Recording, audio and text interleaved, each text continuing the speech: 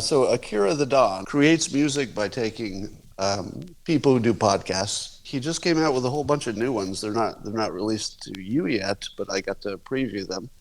And I'll be damned, he's invented a whole new genre.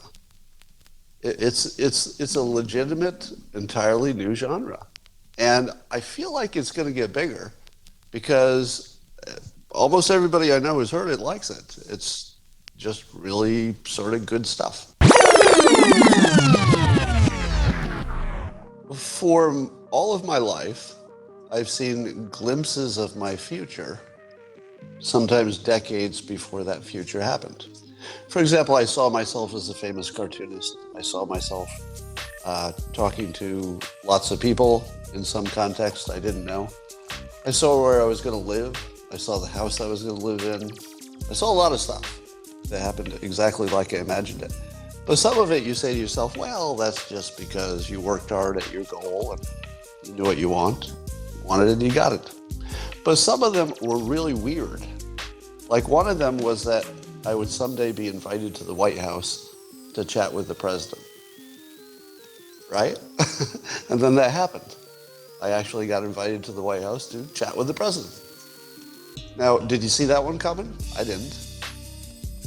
But there's one thing about my future that was this really clear vision that was ridiculous. And it just happened. Just ridiculous.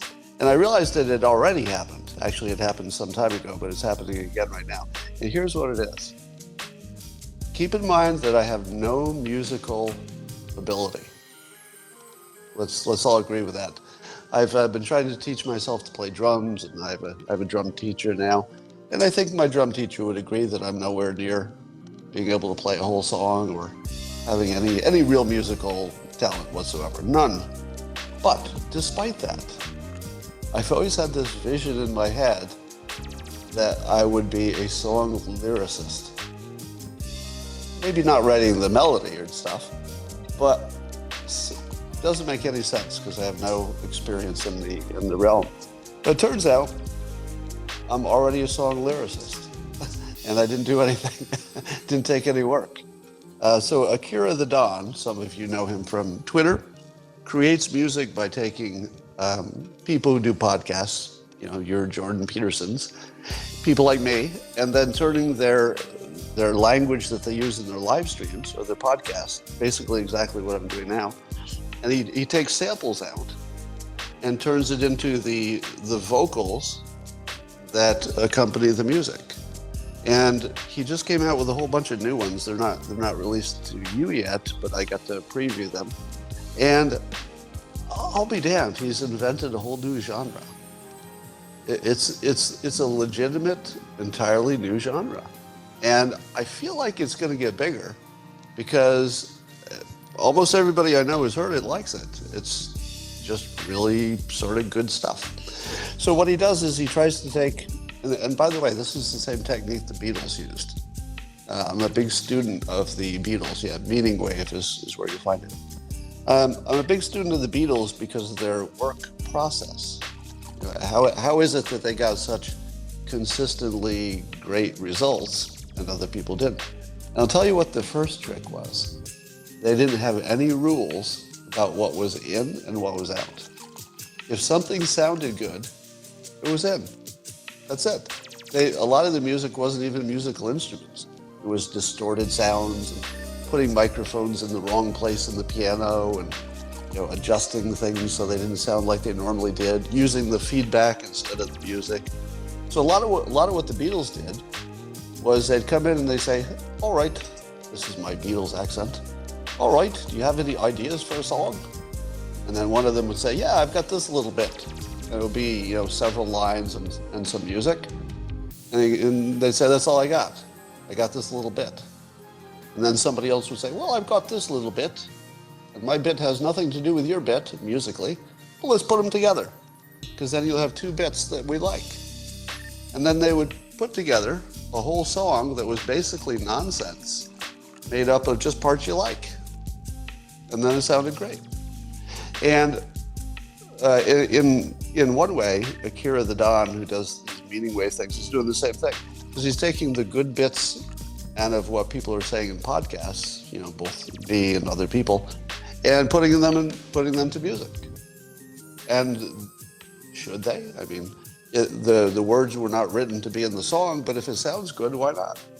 So I think he's sort of borrowing a system from the Beatles in the sense of, if it sounds good, it's music. Everybody is someone else's weirdo. Everybody is someone else's weirdo. Everybody is someone else's weirdo. Everybody. Do you ever feel to yourself, man, I am so weird. If anybody found out how weird I am, I'd be in trouble. Because, man, I'm so weird. Well, I would like to introduce to you the basket case theory, something I developed when I was a young man to explain what I was witnessing. And it goes like this. If you meet a stranger, could be somebody you want to date, or just somebody you work with, maybe just a friend. When you meet them, don't they seem pretty complete? Have their act together pretty well? Man, that stranger. I wish I could be like that stranger, because that stranger doesn't have anything weird about them. They've got their act together, and on the inside, pretty confident and pretty capable. And then time goes by, and you learn more about your date, or your friend, or your coworker, and suddenly there's a flaw. Oh, well, I didn't see that on day one, but there does seem to be a flaw, maybe a little weirdness. Day 10, looks like there's more than one flaw. 2 years later, well, I guess everybody's fucked up. That's the basket case theory. Everybody looks good until you get to know them. Once you get to know a human being, they're always basket cases. Well, I guess everybody's fucked up. That's the basket case theory. Everybody looks good until you get to know them. Once you get to know a human being, they're always basket cases. So there you go. One of my lifelong, I guess you'd say, visions of something that would happen in my life. The least likely thing that could ever happen in my life is happening. It's happening in a big way. It's just weird.